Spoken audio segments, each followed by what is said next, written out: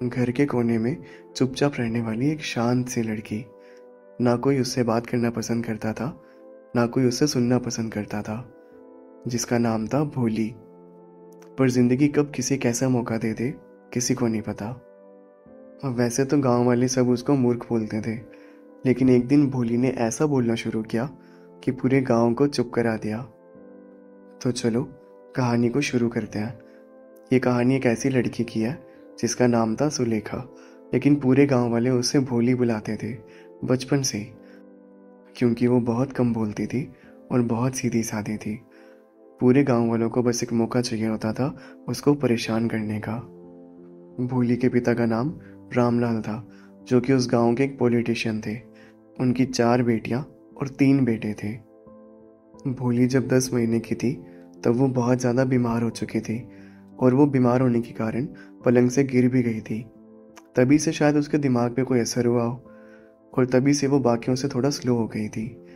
सबने मान लिया था कि इसको किसी भी चीज़ की समझ नहीं है, और उसका नाम रख दिया भोली, द सिंपल टोन। और उसके बाद मानो जैसे भोली की किस्मत ने उसका साथ छोड़ दिया हो। जब वो 2 साल की थी तो उसे स्मॉल पॉक्स हो गए थे। मतलब उसका पूरा चेहरा काले रंग के डॉट से भर गया था, सिर्फ उसकी आंखें छोड़कर। वैसे तो भोली बहुत सुंदर थी, लेकिन अब उसे कोई देखना भी पसंद नहीं करता था। और भोली ने बोलना भी 5 साल की उम्र में शुरू किया था, और वो भी हकलाकर। सारे गांव के बच्चे उसका मजाक उड़ाते थे। जब भी वो कुछ बोलती तो उसकी नकल भी उतारते थे, जिस वजह से भोली ने धीरे धीरे बोलना बंद कर दिया, और वो खुद में कहीं सिमट के रह गई। और जैसा कि मैंने आपको पहले बताया था कि रामलाल के 7 बच्चे थे, 3 बेटे और 4 बेटियां, जो कि सारे हेल्थी थे और पढ़ाई में बहुत अच्छे थे। लेकिन भोली, वो बस घर की एक जिम्मेदारी बन चुकी थी। बाकी बेटियों की शादी होना शुरू हो चुकी थी। राधा की हो गई, मंगला की हो गई, और अब बारी थी चंपा की, और भोली चंपा से छोटी थी। रामलाल के सारे बच्चों की शादी बहुत आराम से हो जाती, और चंपा की भी। लेकिन भोली का क्या, उससे कौन शादी करता? रामलाल को इसी चीज की चिंता अंदर ही अंदर खाए जा रही थी। पर किसको पता था कि भोली की किस्मत भी अब बदलने वाली है। इसी दौरान भोली के गांव में लड़कियों का एक स्कूल खुला, और उसके बाद तहसीलदार रामलाल के घर आया, और उसने उससे कहा कि स्कूल का उद्घाटन तुम्हारे हाथों से होगा, और तुम अपनी बेटी को स्कूल में पढ़ाओगे, ताकि पूरे गांव के लिए एक एग्जाम्पल सेट हो कि बेटियों की शिक्षा भी कितनी ज़्यादा ज़रूरी होती है। और रात होने के बाद जब रामलाल ने अपनी पत्नी को ये बात बताई, तो उसकी पत्नी का रिएक्शन बहुत नेगेटिव था। उसने कहा कि लड़कियों को अगर स्कूल भेज दोगे तो उनसे शादी कौन करेगा? तो रामलाल ने कहा कि तहसीलदार की बात को काटा नहीं जा सकता, हमें अपनी बेटी को स्कूल तो भेजना ही होगा। तो रामलाल की पत्नी ने कहा कि तुम एक काम करो, भोली को स्कूल भेज दो। वैसे भी उसकी शादी तो होने वाली है नहीं, और स्कूल जाएगी तो हमारी जिम्मेदारी भी नहीं रहेगी। और अगले दिन रामलाल ने भोली का हाथ पकड़ा और उसको बोला, चलो स्कूल। भोली ये सब देखकर और सुनकर बहुत ज़्यादा डर चुकी थी। उसे यूं लग रहा था कि उसके पिता उसको एक ऐसी जगह पर लेके जा रहे हैं जहाँ से वो कभी भी अपने घर लौटकर नहीं आ पाएगी। तो भोली ज़बरदस्ती करने लगी और अपने पिता को मना करने लगी कि मुझे नहीं जाना। उसके बाद रामलाल ने भोली को डांटा और उसको बताया कि तुझे स्कूल लेकर जा रहे हैं, कहीं छोड़ कर नहीं आ रहे।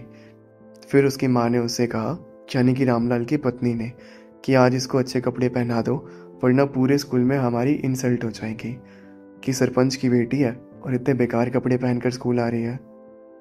भोली ने अपने पूरे जीवन सिर्फ अपनी बहनों के पुराने कपड़े पहने थे, लेकिन इस बार भोली को नए कपड़े पहनाए गए। उसे नहलाया गया, उसे तैयार किया गया, उसके बालों में तेल लगाया गया, और उसे एक सुंदर लड़की की तरह बनाया गया। और भोली अंदर ही अंदर ये सब चीज़ें देखकर बहुत खुश हो रही थी, और उसे यूं लग रहा था कि उसे किसी अच्छी जगह पर ले जाया जा रहा है। भोली की ना तो बचपन से कोई दोस्त बनी थी, और ना ही उसे कोई बात करना पसंद करता था। और जब वो स्कूल पहुंची तो उसने अपनी उम्र की बहुत सारी लड़कियों को देखा, और भोली को ये सब चीज़ें देखकर बहुत अच्छा लगा। उसे ये लगा कि शायद यहाँ पर उसके कुछ नए दोस्त बन जाएं। भोली ने जब स्कूल की दीवारों को देखा तो वहाँ पर बहुत सारी पिक्चर्स थी, घोड़े की, मोर की, चिड़िया की, तोते की, और भी बहुत सारी रंग बिरंगी पिक्चर्स। भोली वो पिक्चर्स देखकर बहुत ज़्यादा खुश और एक्साइटेड हो गई थी। जब भोली क्लासरूम में बैठकर उन सब पिक्चर्स को देख रही थी, तभी उसके पास एक टीचर आती है जिसकी आवाज़ बहुत प्यारी थी, और उसने अपनी प्यारी आवाज़ में भोली से पूछा कि आपका नाम क्या है बेटा। जब वो टीचर भोली से बात कर रही थी तो उसके फेस पर एक बहुत प्यारी सी स्माइल थी। भोली के पूरे जीवन में लोगों ने सिर्फ उसे नज़रअंदाज किया, और ऐसा पहली बार हुआ था कि कोई इंसान उससे खुश होकर बात कर रहा है। तो भोली ने टीचर को अपना नाम तो बताया, लेकिन हकलाते हुए। और जब भोली ने हकलाते हुए अपना नाम बताया तो उस टाइम पे भोली थोड़ा घबरा गई थी। तो उसकी टीचर ने उसको समझाया कि तुम्हें घबराने की कोई भी ज़रूरत नहीं है बेटा, मैं तुम्हारे साथ हूँ, और तुम अपना नाम दोबारा बोलने की कोशिश करो। तो भोली ने अपना नाम दोबारा बोला, और इस बार वो पहले से कम हकलाई थी। तो ये सब देखकर उसकी टीचर ने उसको शाबाशी दी और उससे कहा कि तुमने इस बार बहुत अच्छा किया, और मैं तुम्हें आगे कुछ ऐसी चीज़ें सिखाऊंगी जिससे तुम भी बाकी बच्चों के जैसे बहुत आराम से और बिना हकलाए हमेशा बोल पाओगी। और उसके बाद भोली को उस टीचर ने किताब दी और उससे कहा कि तुम इस किताब को पढ़ो, और ये तुम्हारी ज़िंदगी की सबसे अच्छी दोस्त बनकर हमेशा तुम्हारे साथ रहेगी, और कभी तुम्हारा ना मजाक उड़ाएगी न कभी तुम्हारा साथ छोड़ेगी। और ये सब चीज़ें देखने के बाद मानो भोली की खुशी का कोई ठिकाना नहीं था। उसकी खुशी उसकी सारी सीमाओं को पार कर चुकी थी। और अब ऐसे ही बहुत साल बीत चुके थे। भोली अब एक पढ़ी लिखी, एक समझदार और एक बहुत संस्कारी लड़की बन चुकी थी। और भोली की अब शादी की उम्र हो चुकी थी, तो उसके लिए एक रिश्ता आता है, और लड़के का नाम होता है विशंबर, जो कि 50 साल का एक बूढ़ा इंसान था, लेकिन वो बहुत अमीर था। तो भोली के माता पिता ने सोचा कि वैसे भी इसकी शादी तो होने वाली है नहीं, क्योंकि इसका चेहरा बहुत बेकार हो चुका है। तो अब अच्छा रिश्ता आ रहा है, और उसको पता भी नहीं है कि इसके चेहरे पे काले रंग के धब्बे हैं, तो हमें इसकी शादी उससे कर देनी चाहिए।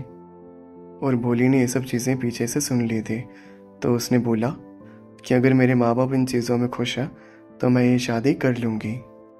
और उसके बाद शादी का दिन आ गया। विशंबर बहुत खुश था। उसने अपनी शादी पे बहुत पैसे खर्च किए थे और बहुत बड़ी बारात लेकर भोली के पास आया था।